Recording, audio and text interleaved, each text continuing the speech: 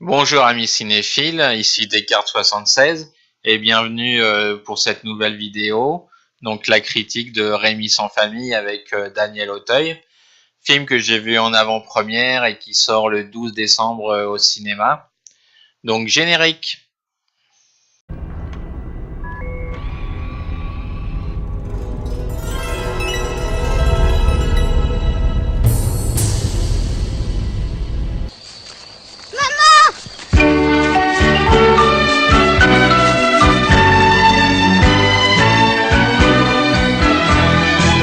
Sans famille, c'est Rémi au hasard des chemins.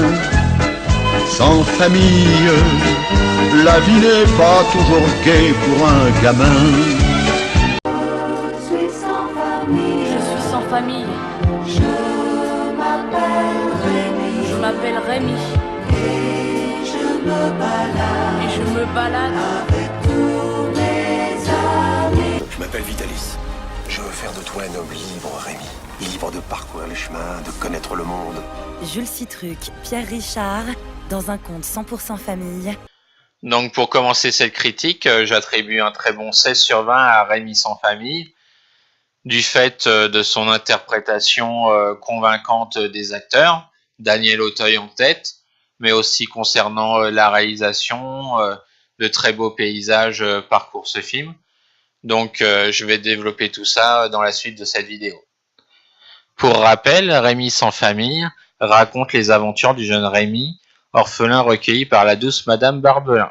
À l'âge de 10 ans, il est arraché à sa mère adoptive et confié au Signor Vitalis, un mystérieux musicien ambulant. À ses côtés, il va apprendre la rude vie de saltimbanque et à chanter pour gagner son pain. Accompagné du fidèle chien Capi et du petit singe Joli Cœur, son long voyage à travers la France, fait de rencontres, d'amitié et d'entraide, le mène au secret de ses heureuses origines. Rémi sans famille est le troisième film d'Antoine Blossier.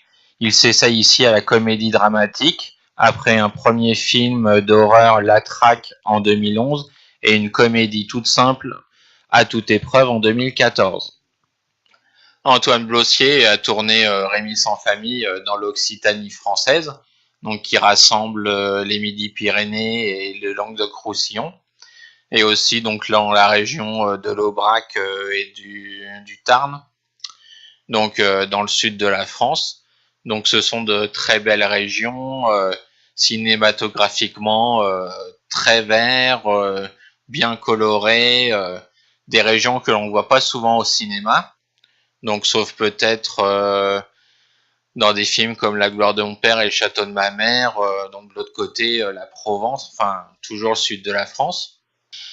À l'interprétation, on retrouve Daniel Auteuil dans le rôle de Signor Vitalis, Malhomme Paquin dans le rôle de Rémi, jeune acteur choisi parmi 400 candidats, Virginie Ledoyen et Alban Masson, les parents de Rémi, Jonathan Zakaï et Ludivine Sagné, et enfin Jacques Perrin, très important dans l'histoire. Alors je vous préviens tout de suite, prévoyez les mouchoirs, car à l'image de la série animée qui est passée dans les années 80 à la télévision, c'est triste, larmoyant, il y a beaucoup de scènes pas difficiles, mais de dire qui vous arrachent les larmes.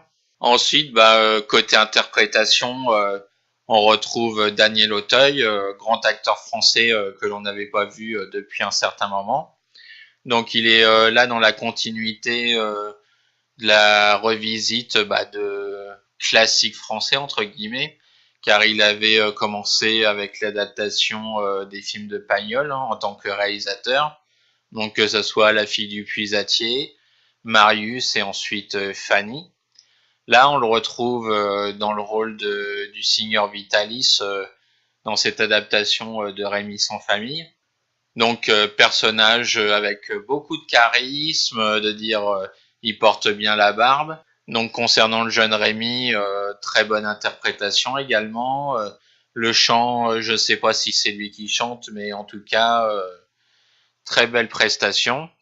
Donc, côté interprétation, il y a aussi Virginie Ledoyen qui joue une femme bourgeoise qui s'occupe de sa petite fille malade. Donc cet épisode sera très important aussi dans le film pour les personnages de Rémi et Vitalis. Et aussi côté féminin, Ludivine Sagné qui joue la mère adoptive de Rémi.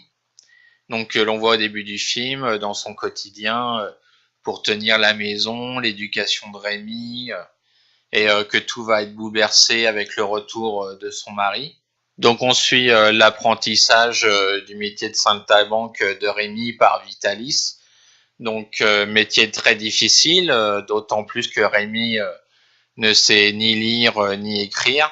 Donc on voit aussi cet apprentissage le long du film. Donc Rémi gagne en confiance ainsi qu'en détermination donc dans ce nouveau métier. Donc ce qui intéresse Vitalis, c'est le chant de Rémi. Donc chant qui sera très important pour le dénouement du film à travers la chanson qu'il chante toujours.